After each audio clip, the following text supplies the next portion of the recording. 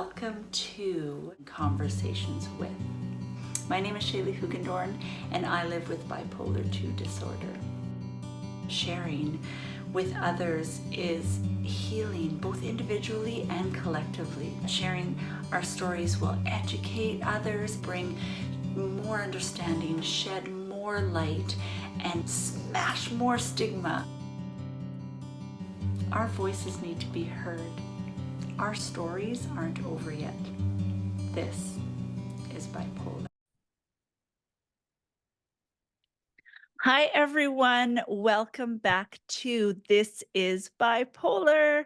I am Hello. Shaley Hoogendoorn. I am a mom. I am a wife. I am a substitute school teacher, and I live with bipolar 2 disorder and do mental health advocacy. And I wanted to tell you before we start and before I introduce my beautiful, fun friend, I wanted to tell you about subscriptions. I know one of the biggest things that folks talk to me about on Instagram and TikTok and YouTube is that they feel alone or they don't know anybody else with bipolar disorder. And even though they know the statistics and that there is a lot of other people, they really feel like it's just them or that nobody else in their life understands what it feels like or what it looks like. And I started subscriptions, and within subscriptions, you get to be a part of a chat. So there is a chat that we have, and we're all in it, and we are on it all the time. We're from all over the world, which is really super cool because within a short time period, you will get a response or a heart, and that feels validating. I know for me, when I struggled over Christmas, just writing it out in that space and knowing someone else was witnessing those thoughts was powerful to me. And we meet up to actually get to see each other's faces, and we meet up and we just connect and talk about our month, and it is really a highlight. So if you go on Instagram, you press subscribe, it is $6.99 US a month. So you can it is a really beautiful time together, and it means the world to me. If you just want to subscribe to support the podcast, that is fine too. I wanted to get to introducing my guest. She is actually not so much a guest anymore, but a co-host, which I am very excited about. We've already recorded one episode, but putting out this one first because it felt really important. Andrea, Dr. Andrea, would you introduce yourself? Also, could you tell the people that are listening that what we are wearing and why we felt it would be fun and appropriate? Yes. So yeah, if you're seeing this on YouTube, you might be like, what are they doing? But we'll explain. So yes, my name's Dr. Andrea Vasilev. I am a doctor of psychology. I'm a therapist here in California, a postdoc, a registered psychological associate. And I do a lot of mental health advocacy. You'll hear a little bit about some other things from this year when we get to it, but yeah, I do a lot of advocacy, writing, speaking, etc. And I love talking with my friend Shaley on her amazing podcast. So I'm just delighted to be here. As for what we're wearing, so now everybody's going to be like, click, got to go to YouTube, see what's going on. YouTube. So because this podcast is about New Year's, we decided to get a little glammed up. So we've got on our sequin New Year's Eve dresses and our big sparkly earrings and more makeup than is necessarily required. But it's fun because it's glam. And we're going to talk about this theme that New Year's and the calendar imposes a structure on our lives, which can be great. But if our lives are not following that structure, it can be a little confusing or disappointing or disorienting. So we decided we're talking about New Year's. We're going to celebrate as if it's New Year's, even though it's actually January 4th when we record this. Yeah, exactly. And I had one person comment when I was talking about New Year's being hard for me online. I had a huge response to that. And one person said, you can pick your own fiscal year. She was saying, like business. And she's, I want mine to be July. And I was like, that is so cool. And I think one of the takeaways from this episode that I would love is to not only comfort you if this is a really hard time, but also that you don't have to follow calendar years, and you don't if you're feeling just terrible or regardless of how you're feeling, you get to choose. You get to choose, and just because everybody else is doing something, or we think because of Instagram that everybody else is Mhm. doing something, there isn't that expectation, because I think that expectations are one of the hardest things. And before we even get into that, I wanted to just share a little bit, because sometimes when you come glammed up, or I know that I get dressed up from the waist up, I'm wearing sweatpants and slippers, just so you know. Same, same. Let's peek behind the curtain, Shelly. Tell Yeah, tell the viewers what's behind the curtain. yeah, exactly. Slippers and sweatpants. And on the other side of this is blown up Christmas madness that hasn't been put away. This is the neat corner. Yes. But I wanted to talk about how we still also are affected by bipolar a lot. And even when we show up like this, it it doesn't necessarily mean that we are euthymic or that we are doing well. It's just a space that we show up as we are, and Right. messy. And I wanted to tell Andrea, we were talking about last night, and I had this dream. I had this dream that, and I have really realistic dreams, like things that could Mhm. happen. And it was that we were doing this podcast, but yet we were like in Germany. And I know someone in Germany that we went to her house. Oh, But wow.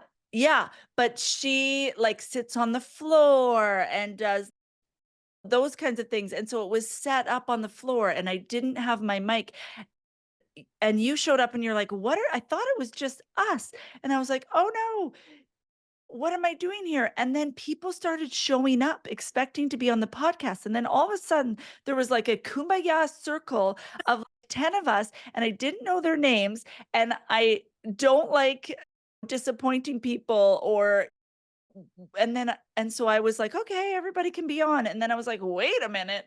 This is my podcast. This isn't working for me. I don't even know your name. None of them lived with bipolar disorder." And Wow. so I was so stressed out. And then I woke up just as I was starting the podcast, and for the first time, I felt like overwhelmed and not wanting to do it, whereas some of my favorite things to do, is public speak and do those things. And so it was the first time that I was like, "This podcast is terrible. I'm not doing this Oh, episode." And no. I woke up like all sweaty, and Sorry. I couldn't wait to tell you, because this is wild. That You is wild. It And is. I think it's important because I think that kind of story really highlights one of my favorite quotes, which is life is not about waiting for the storm to pass. It's about learning to dance in the rain. And I feel Mm. like living with bipolar is just 1,000% that quote on New Year's and at the holidays and also just all year round. I also had a weird night's sleep. So I'm currently starting to work towards taking my licensing exams to become a psychologist, filling out the paperwork for the application, and Ooh. it was very traumatic to manage to graduate. There were a lot of bad things that happened to me, so it's bringing up a lot of that, and it's just very stressful. So I was up at 3 in the morning shaking my husband like, "I think we're gonna get licensed. What am I gonna do? I'm gonna fail the test." And he was like, "Please go back to sleep." So here we are. That was a bad night's sleep, but we still wanna be here because today is still worth giving it your best shot, even if your sleep wasn't so great and you feel a little funny in the morning. Yeah. If Yeah. anyone's feeling that way, we see you. We see you. We are with you. I wanted to just dive back into the New Year's theme and how it just really can impact people that live with bipolar disorder in many ways. I wanted to hear about your feelings about New Year's, and if they have changed or fluctuated through the years, or if they have ever brought on an episode. I'd just love to hear. New Year's is tricky, right? I want to acknowledge, I think for a lot of people, a seasonal pattern in bipolar is very common. So New Year's is not technically the darkest day of the year, right? But it is a pretty dark one. So a lot of Mm. people, when there's less sunlight, they experience feelings or episodes of depression, and that can be very hard. And then you add to that the stress of holidays, coming off the holidays, maybe any disappointments that occurred there. And then you get to New Year's, and the media and the gym people and the diet people and the school people, all the people like to sell you this narrative of new year, new you. And if that's not you, that can also somehow feel like you're failing. I don't know about you, Shilly. I went from being 11:59 on December 31st to being 12 o'clock on January 1st. And it turns out I was the same person. I didn't change. No way. It's out of this world. I will get to in a little bit the idea of having goals for New Year, but Mhm. this idea of transformation, I think, is can be very damaging because bipolar does not follow. It doesn't really follow anything. Let's be honest. Yeah. But it certainly doesn't follow the calendar year. Okay, I was feeling terrible, and now it's the new year, so I'm going to be feeling great. I'm going to make all these changes, and then if you don't make those changes, you feel disappointed in yourself. Like, there's a difference between goals and resolutions, and we'll get to that. But that's I think something that a lot of people can relate to, and I can certainly relate to for New Year. Yeah. If you're Yeah. already feeling down and you've got all of these expectations being sold to you that you feel you don't live up to, but really they're not realistic, they're not fair, right? Yeah. That can be a lot to deal with. For me, it's always been a really hard time, and it has changed since my diagnosis. Like you spoke of, it used to be very cyclical. So the fall when things got darker, I would dip, and then usually for Christmas, I would have like a slight hypomania. Sometimes it got a little bit too high, but I would get that, which would make the crash even worse. Yeah. So we don't have family that live here, so generally we would go see with family and it would be like big and lots of people, and I'm an extrovert and I feel used to feel like my anxiety or things were manageable and controllable if I was with other people, Hmm. 'cause I'd never wanted to be alone with all the thoughts. I just knew what was next because for 10, 12, whatever, Right. math is hard, years, I would fall into the deep depression. By the end of the week on January, Right. I was just surviving, right? You're just Just doing. depleted, right? Just depleted from all of the Yeah. stimulation, right? Your nervous system was just basically, I need to shut down now. Yes. Yeah, for sure. Even after that and medicated where it doesn't happen, as much anymore. I've had little dips, but luckily, the greatest thing about my meds is it really works on the depressive episodes even more than the hypomanic episodes. So I have yet to experience, since I've been diagnosed, the deepest, right? I have them, but not the deepest. But what I do have is a therapist gave me language for this several years ago, is that I have body memory. Mhm. And so right, after Boxing Day, start to get tightness in my chest, and it's different than a regular anxiety, but this tightness in my chest and, like, achy, and I feel like there's this foreboding, a feeling, just I become Mhm. hyper vigilant, and what I realized, even though I wasn't experiencing the depressive episodes, what I was experiencing is the remembrance of it and the fear that it Right. would happen because it happened again. You couldn't tell my brain, "You might be okay." In many ways, that's a trauma response, and I'm always telling people living with bipolar can be its own form of trauma. By the way, just for those of us south of the border, I talked about some of the problems with this new year, new you. Have you, Shaylee, ever felt that pressure to Yes. improve yourself as if there's a presumption there that somehow you need to be improved. And there's a difference, I think, between having people talk about goals versus resolutions. There's a difference between being oriented towards self-improvement and feeling that you need to be improved. There's Yeah. a fine line there. Yeah, especially when with bipolar, sometimes depending on what episode we're in or just naturally, we go to extremes, right? Mhm. So it's I already feel like I'm failing by January 2nd because I need to change everything. It's not just a habit or something small. I would be like, change everything or not at all. So I would make these huge resolutions. I don't even like the word, it makes me itchy.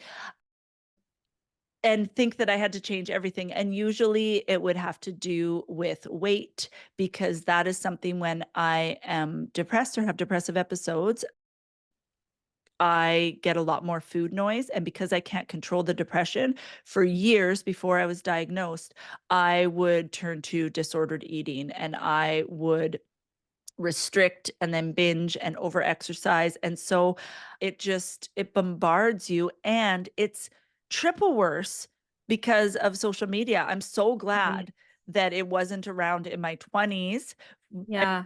I'm sad because I would have liked the connections, but the part that comes with it is just being inundated. I go through all the things and remember all the things I did wrong or bad or what I would consider not reaching my goals. And so I sit in that. And we'll talk about things that we do later to help us in that. Then I would be mad. Someone would be doing whole 30. I'm like, I'll do the opposite. I'm going to eat 30 cookies. Like I would just 30 cookies a day for 30 days.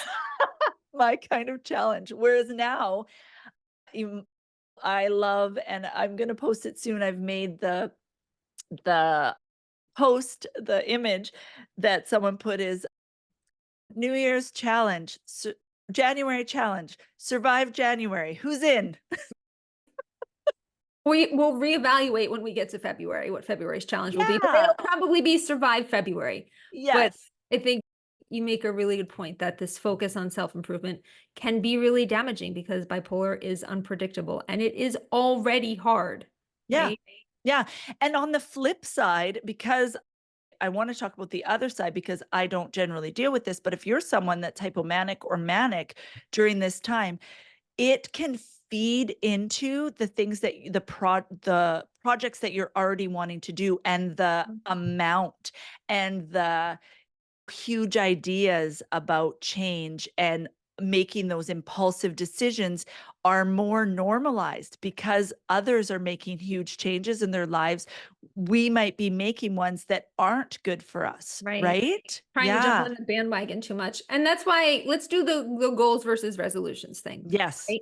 Not the same. I feel like resolutions are dictatorial, right? Yeah. You must do this. You must lose 10 pounds. You must get a new degree. You must find a new job. You must cut your hair. You must all of the things you must. A goal to me is something that you want that genuinely comes from your heart, not that's been influenced by the media or society, but something you want. And goals are great. We're not Mhm. discouraging goals, but I think Mm-mm. in making a goal, we have to also realize that there will be setbacks, Mhm. right? There will be struggles. There will be amazing moments too, Yeah. but it's not always a straight line, right? Yeah. And then Exactly. you get to the end of the next year and you look back at your year, and if something didn't go the way you wanted it to go, that's another problem with New Year's is we look back and we take stock. And if on bipolar, we might be more prone to see things a little more negatively. So we Yeah. might say, oh, look at all the stuff that went wrong this year, but also look at the stuff that went right. Tell me about your year, how you look at your retrospective. So I think too, we fall into what society thinks our goals should be, which I think is also what you're saying. But it's really a time to think about what you value. And so I try to think of uh, not just things about my physical body or changing me. I think, what do I want more of this year? I want more connection. I want I want more compassion for myself and others. Those are things that I want to work towards that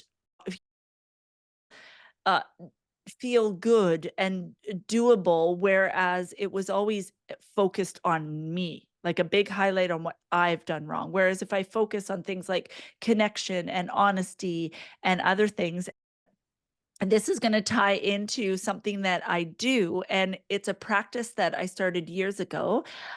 It's called One Word 365 or One Word. I choose like almost like a guiding word for the Mhm. year, and it comes to me. Some years I just have to look at a list and pick. Some of my words have been connection and belong. And the interesting thing is the year of belong is when the podcast started. Oh, okay. So belonging to a group, right? And this year I wasn't sure what my word was gonna be, and I wrestle with my word, and that's why I usually know it's the one because 'cause I'm like, "Oh, that one's not good enough," or "That's gonna teach me hard things." But this year, it's stay, and it's the last few years I've actually had a little bit more suicidal ideation, which I haven't had in such a long time, and it Mm. was jarring to me, and so it means stay alive, but it also I can put it in front of beautiful words as well. So it's Mhm. all encompassing. Stay connected, stay soft, stay kind. Then at the end of the year or mid-year, I can look like, "Oh, where could that word show up in my life?" Or where and it's just such a beautiful focus for me. That's great. And not even just stay alive, but stay living, right? Yes. Actually engaged and Oh, energetic with yes. things that you love and taking part in the world. Not just the opposite of not alive. Yes, exactly, exactly. Because at first I was like, "I don't want that word, it's too only has one meaning," and then the more okay, I love that, stay living. Ooh, I love that. And then when you get to the end of next year, you can look back and see where that word took you. It's not like a resolution where you have to do it. Even the word resolution is like a legal term, right? oh, There's you're right. there's a resolution that you have to do this or you can't do that. It feels very harsh, and language to me is very important. It shapes our experience. The word resolution, I don't love. Goals, and sometimes we don't meet goals, and at the end of the year, we have to reckon with that. So, like Yeah, for me, there were 3 things I wanted this year, and I got 2 of them, and the one okay. I didn't get was pretty heartbreaking. So I have to reckon with that at the end of the year, but at the same time, I can choose to focus on the 2 I did achieve. So the first one Yeah, being I got a book contract to turn my self-stigma program into a workbook with New Harbinger coming out in 2026, so exciting. presuming I finish writing it, which I will. Don't worry. Yeah, you And will, I know. the other goal that I had that I managed to achieve was that I was appointed to the board of directors of the International Society for Bipolar Disorders, which is the academic group, the world's academic group, researching, working on bipolar, and they incorporate lived experience. And it's just very cool. It's like all the world's brightest minds about bipolar in one place, and they asked me to be part of it to share my lived experience. So that's pretty cool. I Um, love it. so that's me trying to frame this year as look at the stuff that happened and let's hold in compassion, but put aside for now the stuff that didn't happen. Yeah, and I think too, I like to throw in some that are very simple and that I know without a doubt that it will happen Yeah. or say continue to do because I think we can trick our brains, right? We can get those feelings, those good feelings, even by doing the small ones. And I do that regularly where some of them are as simple as get out of the house, or when I'm depressed, get out of bed, or when I'm hypomanic, don't spend more than like $50 Mhm. a month kind of thing. And yeah, I think that making those teeny tiny goals, because I just think little things lead to big things. And Exactly. yeah, yeah, Exactly. Yeah. And did you have any disappointments this year that you want to show up and talk about? yeah, for sure. So I make So being a teacher and then also being a podcaster and a content creator, it is very hard not to make like almost number goals, which Mm, isn't really I don't see it as numbers. I don't see it as followers or listener numbers, but the feedback that I get is either people sharing with me or numbers, and so I try not to look very often, but I think for me, it's about reaching people that are struggling, thinking about the one, reaching those that have, no support or those that have never heard somebody on the internet say, "Hey, I struggle with this," and then being like, "Whoa, that's my biggest shame, and someone is talking about it. Maybe I right. don't have to carry that." And so, also, I work really hard and a lot of hours at this, and every year I want to be able to do more, and enable to do that, I need to start making some money. And I hate talking about that. And Mhm. I really wrestled with that. But a lot of other folks were like, I cannot believe that you do all of that. And so I struggle with trying to do that. And so always disappointed at the end of the year because I don't pour my energy into that because that's not enjoyable. I just make more things to share and to create. And so I'm always a little bit, I really need to work on, let me reframe that. I would like to focus more on getting financial help to be able to do Yeah. more. And I always felt like I wasn't worthy, right? Oh, it's not good enough. You're not like with the good podcasters or yeah. But I do know now that my story and sharing my story and connecting people and the emotional cost to me, because it is hard to share these Yeah. things.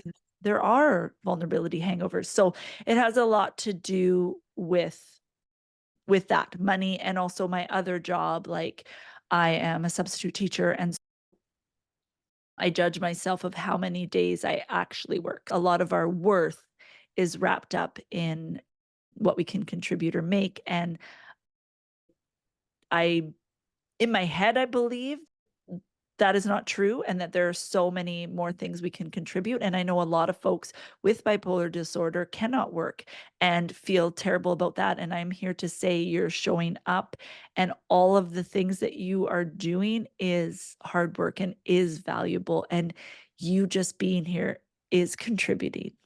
So yeah, 1000%. And I don't want people to think I'm a hypocrite when I say that, but if you've ever heard me talk, you know that I spent about 10 I lost about 10 years not doing I'm should I say how old I am? you can. I talk about how old I am. I'm 40 and I'm still not licensed and I just graduated, right? And Yeah. that's a very big deal that I managed to graduate. That was a big struggle, but I lost like 10 years not being able to work. So if anybody's look at these women, they're working. Yeah. No, that was not always the case. I was collecting disability. I couldn't work. I was like barely Yeah. doing even part-time things or volunteer things. And yeah, I just want everybody to feel seen and know that, Yeah. but many of us have been in that place.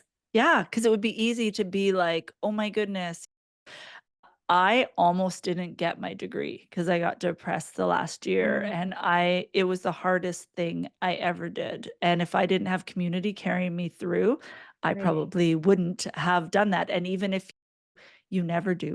I love that you shared that because that also ties into New Year's because I feel like it gives a it's such a strict and tight timeline for things. Mm. Yes, and bipolar does not run on a timeline. Life itself is just a swirling vortex of entropy for all my sciencey people out there. It's disorganized, it's messy, it's Yeah, unpredictable, and bipolar, I think, only adds to that, saying you must do these things on a timeline. The thing I didn't manage to accomplish this year, okay, we're pushing it to next year and we'll try again. yeah, and I think too, it reiterates and reminds me, uh, in a negative way that I can't control it, and I think that sometimes, even though I know the stigma and what the world is telling me and what I tell myself is that it's my fault, right? Meanwhile, bipolar is incurable and unpredictable, and so how can sometimes I can't do these goals or do these things because I don't know when an episode is gonna pop up, and Exactly. it takes all my energy to manage and stay living, stay connected, that I cannot focus anything else on a job or those kinds of things because number one thing is taking care of ourselves, and so it feeds into that it's a personality flaw or everyone else can do it, and it's Andrea and I are here to say it is not our fault. Like it's almost like others that are neurotypical or don't live with mental illness. It's like they have a leg up, right? So to compare ourselves is is not helpful. Exactly. And so I think it's important also to have goals, even if they're non-traditional goals, right? So some Yes. of the years I wasn't working, that's when we started fostering homeless kittens, and my goal was to make a difference in that way. And Yeah. I started baking and bringing things to friends, anything to keep me living, Yeah. actually engaged with the world. But having goals, just because they're non-traditional goals, they're still your goals and they're beautiful and they're meaningful to you. And that's what really matters. It doesn't matter what the gym bro on the TV is trying to tell you. Yeah.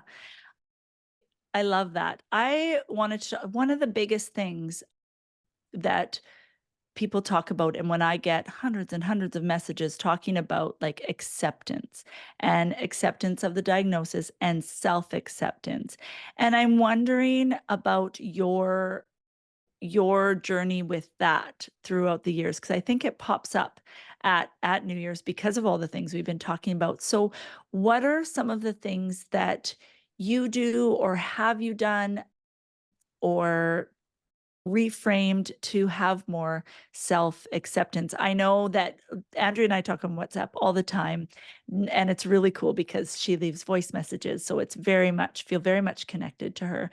And I know one of the things I am really hard on myself, and she reminds me over and over to give myself compassion and acceptance, and I've learned so much from you about that, and Oh, I'm just wondering, how did that come about for you? that's interesting. So this ties a little bit into self-stigma, which I could talk about for hours, which Yes. I won't. I won't. We're I gonna do an episode on that for once sure, once over it and over. comes out.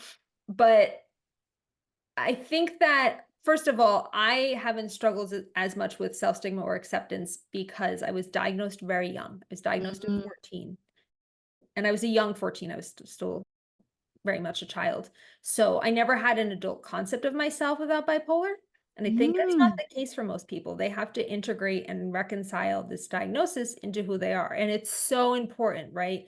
Because if you are constantly battling the fact that you have bipolar, it's only going to make having bipolar harder. I can't say that enough. it's true. It's so true. So in terms of working towards acceptance, think of it this way. This is a good metaphor. Imagine that you have a monster on the other side of a ditch. You're on one side of the ditch and the monster's on the other side of the ditch, right? And the monster's big and ugly and terrible and it's all of the things. In this case, it's bipolar, right? It's all Yeah. this. Now imagine both you and the monster are holding two ends of a rope. And you're pulling, and the monster's pulling, and the monster's trying to drag you into this big muddy ditch, and you're trying to pull the monster, and you're sweating, and you're grunting, and it's terrible. What happens if you let go of the rope? Mm. The Not monster, sweating and grumping and terrible. and you don't fall into the ditch. The monster's still there. You still have bipolar, but you're no longer fighting it. And that concept applies to a lot of things, but I think it applies here. It can be such a relief once you accept reality. Because if you're fighting reality, you are just banging your head against a wall. Right. So I Yeah. think that's the first part, is just accepting the facts of the matter. And then self-acceptance, I think, will turn into self-love. The next goal is Mm. self-love. Yeah. And that is seeing everything that you are, all the amazing things about you, the ways in which you're a beautiful human, right? About yourself, moving from, okay, I accept this, to I actually love myself because or despite bipolar, wherever you are. Yeah. Yeah. And I know sometimes that just seems impossible, right? Or something that we're talking about it and you're like, "Yeah, yeah," you It's hard. know? Yeah. And It's so hard. so I wanted to mention 2 things. One, there is an episode coming out that's been in the vault with Hannah Bloom, and she talks about she's written a book, and she talks specifically how she learned to love herself. So Amazing. watch for that. And then second, the one thing that you talked about the monster, and I just love having that visual because sometimes self-love and self-acceptance can seem like such a term, right? Or a out here. And so I love that you said that. And I wanted to share one of the visual representations that I was told that really stuck with me. And it talked about, my therapist talked about being in a small room in water. Okay. So you're Okay. standing in the water and there's a beach ball. Your beach ball is your anxiety, say your diagnosis in this instance, it's like your bipolar or your bipolar symptoms. And It's a small room. If you bat and keep trying to hit that away, what's gonna happen? It's gonna bounce back and hit you harder. Flash you. Exactly. If you try and push it under and ignore it, eventually it's gonna pop up again and Mhm. hit you in the face. And she said, "What if," because my goal was always to get rid of it, all of it, which is completely unrealistic because it's incurable for now. And I know that's a hard thought, but it really helped me to embrace that. But she said, "What if the beach ball was there and it will bump up against you sometimes, and it will sometimes if you move, how you move, and it will come bump a little bit harder sometimes, but it won't smack you in the face," right? Or Even splash though you. Yeah, exactly. That's a great metaphor. yeah, because 'cause you're working with it, and not that you don't feel smacked in the face sometimes, but you're doing it comes back into that gentle, and yeah, if that helps anybody just that's visual. Yeah, and Yeah. if people are more literary, read the book Self-Compassion by Kristen Neff. That's a wonderful book. There's also some Ah. that go with that. Really good stuff. Actually, sometimes people say, have a happy new year, have a healthy new year, which of course we wish everybody. But some people wish you success in the new year. What do you feel about if you can't see Shaley's face right now, it's epic. I am gritting my teeth and being like, "Eek." I feel Right? that in my body. The word success is so loaded. What do we do with that? Yeah, I think that comes back to me for me is reframing. Again, reframing and thinking about success as my values. And so I value relationship. I value so if I have not ghosted people during a depression, that to me feels like success. If I have not taken some of my bipolar anger episodes on my husband, or even if I have, if I could show up and be honest and apologize and try again, those kinds of things to me are successful instead of what the world is saying is Yeah. successful. I look at messages from people when because sometimes I don't feel good enough as an advocate, or I'm not doing what so and so is doing, or not as many people are asking me to speak or to other things that I compare myself to. And one of the things that I do that shows me my success is I have a folder that says remember. And Oh, yeah, and so I screenshot or cut and paste beautiful messages that I get about the podcast. oh, I love that. Yeah, and I ask and I do it for them as well. I ask my family or friends things they notice about me, of why they want to be friends with me, or things that they notice qualities that I have. And I keep these reminders because our brains can be loud. You're not successful. You're not successful. And I reread those things and I just have reminders. I have to have reminders. And I even at one point in a deep depression, I put I put them in almost as like in your calendar, and then I put reminders so it would pop on my phone. Think of one nice thing about yourself or whatever. Oh, I love Yeah, that. So reminding yourself of little successes, little wins, like this nice message you got. That's a beautiful thing. And that's the bread and butter of sort of our daily happiness. yeah, I think success is a deeply personal concept, yeah, right? My grandpa used to say, if you're happy, you're successful. Which is really lovely, although then it begs the question, what does it mean to be happy? So in some ways, he just passed off the problem with success to the problem with happy. But yeah, at the same time, people might have more of a gut feeling of what makes them happy or joyful. yeah, Um, that might be easier to pinpoint than success. And I have always added to that, if you're contributing to the world and somehow making the world a better place and you're happy, man, you are rolling in success. But again, that's a deeply personal concept for everyone to consider. in a different way. I've had to reframe happy, like you said, as well, because happy doesn't equal not depressed, right? I think of for me, happy is to me, acceptance is happy. And I remember reading this thing where it's like, because we say we just want our children to be happy, but what you said, it's deeply personal, but it was saying more like talking about, because it was talking about helicopter parenting and just like making it so nothing bad ever happened. And I remember reading this book and it said, no, those you don't want to shelter them from like the small things Right. and the small disappointments because then they can't build resiliency. And it's more important for your child to feel resilient and be able to manage, because what about when they go off on their own? And I thought that was really powerful, to thinking about happiness is as important as resilience, and or it could be when it comes to bipolar, managing, right? Yeah. Yeah, I would say if you are living with this condition, you are already succeeding. You are already winning in my book. Yeah, I think the same thing. I think the same thing.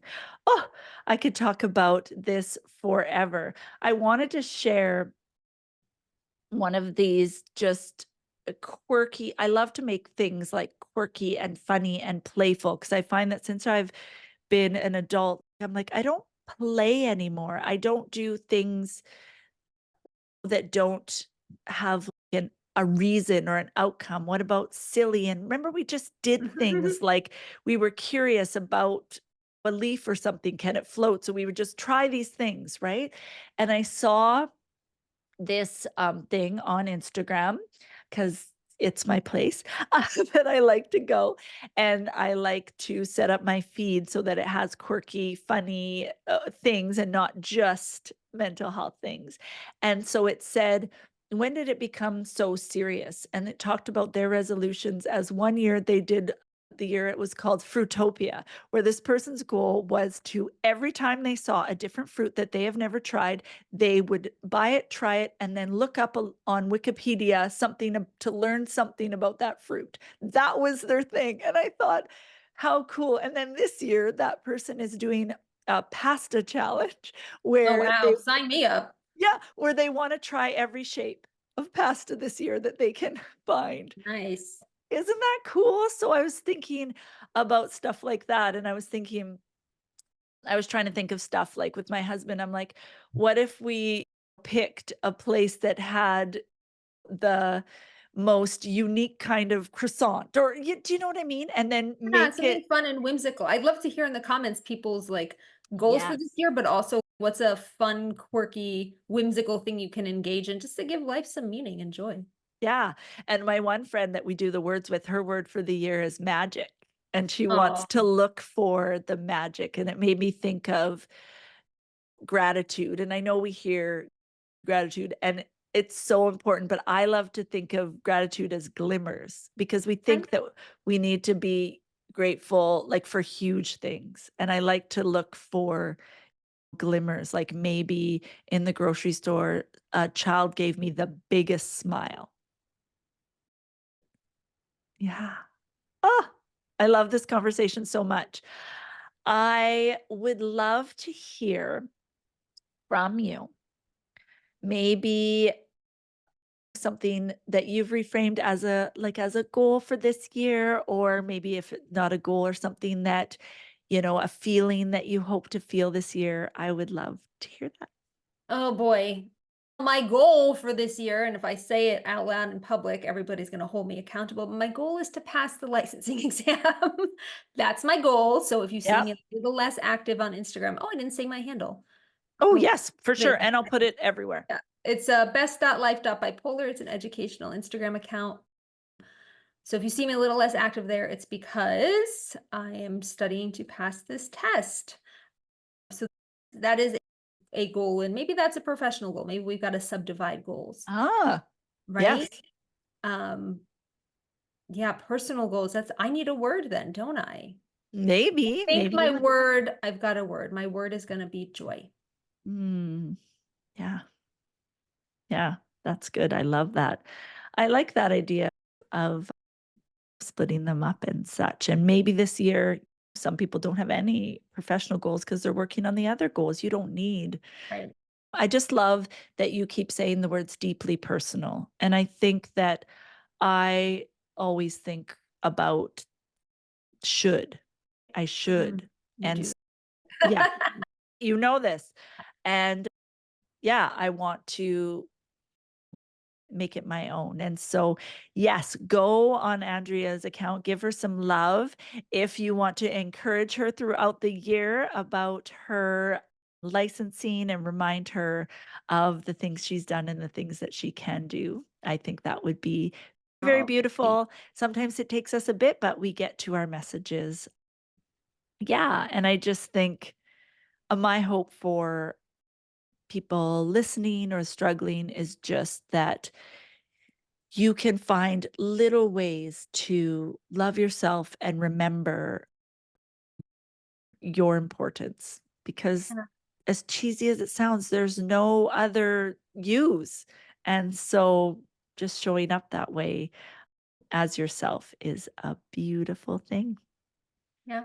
I want to thank you so much for being my co-host. I know people that have listened to my solo episodes, I always say, it's lonely and I miss having a co-host. So this is really fun for me. And actually, it was one of my hopes for the year, for last year. And we recorded our first episode We last did. year. We did. And thank you so much for having me. I love it. It's basically come chat with Shaley, Yes. who you love, and record it. Maybe put on a sparkly dress. And Yeah. yeah, I can sign me up. Do that. Yes. Yes. And we can put on a sparkly dress at 9 a.m. on a Saturday, Maybe because we should do that's, that. Maybe that should be our thing. yeah, yeah, yeah. Totally. Totally. I love that so much. I hope you will come back and listen to more of our duo podcasts, Yes. because we have some really cool things planned, because I want to continue to do the storytelling, but also have specific themed podcasts so that you can refer back to them. So we love you. Thank you for Happy being New here. Year. Yeah. How many And languages can we say that in? Oh, here's the cat. yeah, or different ways. I like saying have a gentle new year. Or Have a sometimes I gentle New Year. say, I hope this year is kind to you. Yes. Have a meaningful New Year. Ooh, yes. Have a Yeah. meaningful new year. Awesome. A Well, safe, happy, healthy, meaningful New Year. yeah, for sure. For sure. So, friends, this is Bipolar. Thanks again for tuning in. You can find video versions of This is Bipolar on our YouTube channel. We also have all our previous episodes of the podcast on Apple, Podbean, Spotify, and Google Play. We spend most of our time on Instagram at this.is.bipolar. There is a vibrant community there where we have conversations and post different ideas and different strategies, and we'd just love for you to join us there. It is so helpful if you enjoy our work or think it would be helpful to someone if you could like and share and save and follow us in all or any of those spaces. If you're a listener for the podcast, if you could leave a review, we would be forever grateful. Again, thank you for being here with us. Let's get the word out. Let's share lived experiences so that we can change the ideas that people have about bipolar and help those of us that live with it feel less alone. This is Bipolar.